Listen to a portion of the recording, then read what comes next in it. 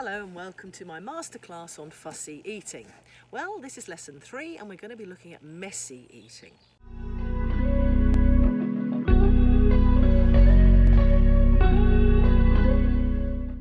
Because messy eating is normal when children are learning to feed themselves. It's natural for them to start by using their hands and their fingers and then eventually moving on to cutlery like cups and plates and spoons. Because over time, their muscles and coordination improves and mealtimes become less messy. The reason why children are messy eaters is that they're going through a developmental stage as they learn to feed themselves. First they learn to eat solids and then they take food from a spoon and they start feeding themselves with their hands and then they move on to feeding themselves with spoons and forks and cups and eventually knives.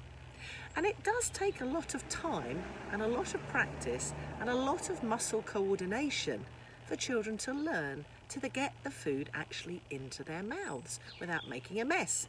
So you can fully expect a few spills along the way.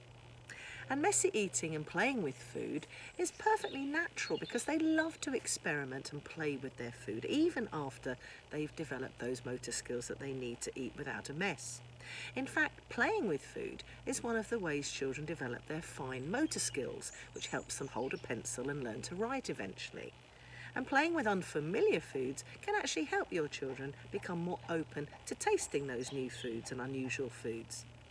Because they like to explore the shape, the colour and the texture of food, because that also helps your child learn about their world. So for example, here are just some of the amazing things that your child might be learning by playing with their food.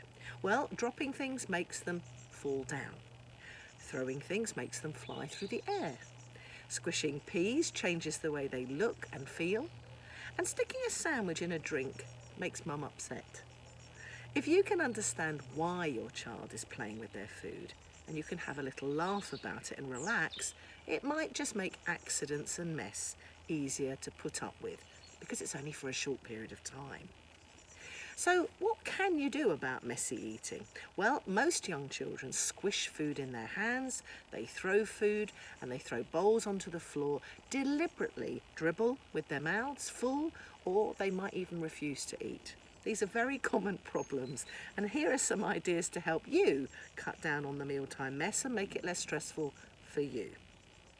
Cut food into strips or fingers, and let your child use their hands rather than a spoon or a fork. In the early days of learning to eat, your child will find this way much easier to manage.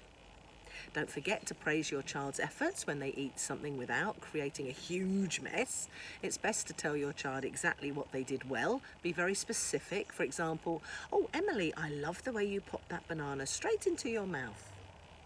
Now, if your child is old enough, you could try getting them involved in setting the table. And if your child has helped to set up the meal, they might be less inclined to make a mess. Sit together and share meal times with your child, because I really believe in that. It's a great way to stay connected to them right the way through their lives, and that you can lead by example and showing your child how to eat and how to behave at the table. And this can take time, of course, for your child to learn, but if you do it regularly, you're just passing on natural things without a big fuss. And if you can stay calm and patient with your child's mess, it'll help you and your child to enjoy meal times more. Now, you'll find messes easier to clean up if you put a plastic mat or even newspaper around your child as they eat. And you can also try using a feeding smock or a bib to keep, of course, their clothes clean.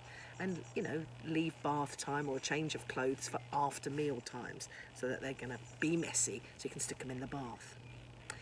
I want to talk to you about how to know when your toddler's full. Now, signs that your toddler has had enough of a particular food or a course or a meal can include keeping their mouth shut when they're offered food by saying no or turning their head away from the food that you're offering them, pushing away a spoon or a bowl or a plate containing the food, refusing to swallow food or spitting it out, leaning out of their high chair or trying to climb out, crying or screaming, or there might be retching.